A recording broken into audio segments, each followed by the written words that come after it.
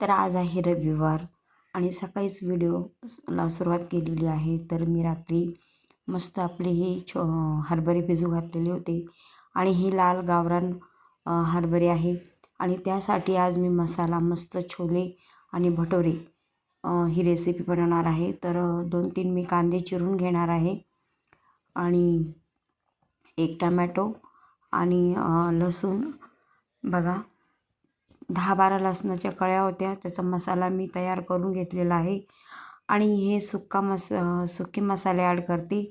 तर हे लाल तिखट आणि हा कांदा लसूण मसाला आहे आणि ही बिडगी लाल मिरची पावडर आहे. ही फक्त तर्रीचीच आहे आणि धना पावडर आहे बघा आणि धना पावडर मी 2 चमचे घेतलेले आहे.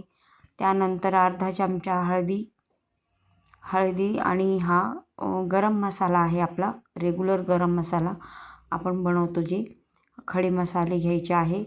खडे मसाल्यामध्ये सगळे जे आपल्या घरामध्ये असतात ते आणि कुकर ठेवलेला आहे. कुकर छान गरम झालेला आहे आणि त्यानंतर मस्त जिरं टाकलेलं आहे आणि जिरं आणि खडे मसाले छान असे तळून घ्यायचे आहे आणि हे सुके मसाले पण मी छान तेलामध्ये तळून घेणार आहे आणि त्यानंतर आपले हे सगळे छोले याच्यात टाकून सगळं आपल्याला मसाल्यामध्ये एकजीव करून घ्यायचं आहे आणि चवीपुरतं मीठ घालून आणि जो कांदा टमॅटो आणि खोबरं हे सगळं मी टाकलेलं आहे. ते तुम्हाला दाखवलेलं नाही आहे पण मी त्याचं वाटण तयार करून थोडंसं पाणी टाकून आता आपण कुकरचं झाकण लावून घेतलेलं आहे आणि भटोरेचं पण मी तुम्हाला पीठ दाखवलेलं नाही आहे.